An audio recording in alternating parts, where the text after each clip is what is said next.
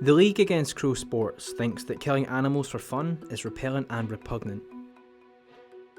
We also believe that Scotland should lead the way in recognising that it is a blight on our land.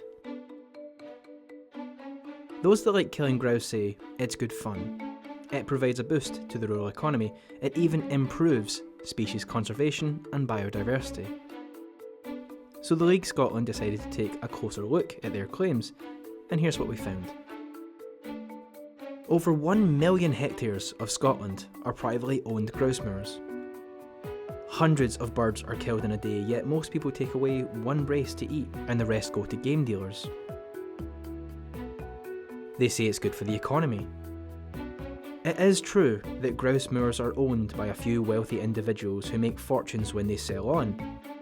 But in 2012, grouse shooting in Scotland provided less than 3,000 jobs, with an average salary of £11,401. And grouse estates are eligible for government subsidies.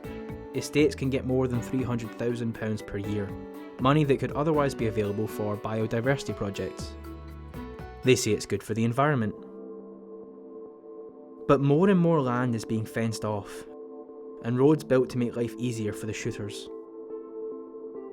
And annual burning of heather reduces biodiversity and releases carbon into the atmosphere.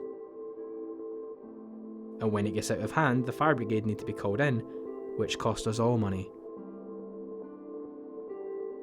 Medicines are spread in the open moors to try to reduce disease in grouse. And legal predator control to protect the grouse is now on an industrial scale.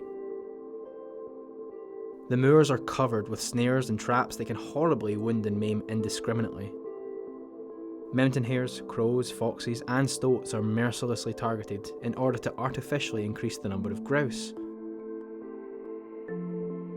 Sheep are used as tick mops to attract ticks away from the grouse. Around 6,000 tonnes of toxic lead is shot into the air each year across the UK. This endangers the health of wildlife and the people who eat it. They say that grouse moors are good for conservation and biodiversity. But illegal predator control endangers some birds of prey which no longer breed in the grouse moors. As they are thought to spread disease to grouse, mountain hares are also rigorously persecuted. And while there are scientific reports that say some other ground nesting birds have more chicks on managed grouse moors than in other places, this is only half the story, because it is at the expense of the predatory species like stoats, weasels and crows. What's more, wildlife crime has been shown to severely reduce the breeding range of golden eagles, hen harriers and peregrine falcons. The League believes that the increasing intensification of grouse moor management has spiralled out of control, all for the protection of one kind of bird, so that it can be shot for fun. While the League Against Cruel Sports would prefer to see the end to shooting any animal for entertainment, at this time, when the government is taking a close look at the use of land in Scotland, we are calling for the ending of government subsidies to grouse estates. Burning heather should be further regulated. Road building in moors should be subject to the same planning permissions as any other road. The use of snares should end. Shooting of endangered mountain hares should stop. The use of medicines on open moorland should be banned. And we agree with the government that tax relief on grouse moors should be removed, and we welcome their attempts to prioritise wildlife crime.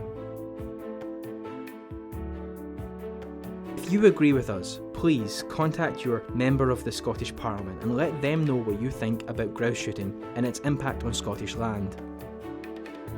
The League firmly believes that the so-called management of grouse moors for the purpose of needlessly killing birds for entertainment has now become dangerously out of control. We believe that it has grown to an industrial scale that damages huge swathes of the Scottish countryside and seemingly attempts to eradicate any perceived threat to the grouse so that they can be shot for fun. At a time when Scotland considers how it uses its land for the benefit of all, the League believes that we should also be considering the benefits of the habitats, environment and biodiversity to the animals that occupy it.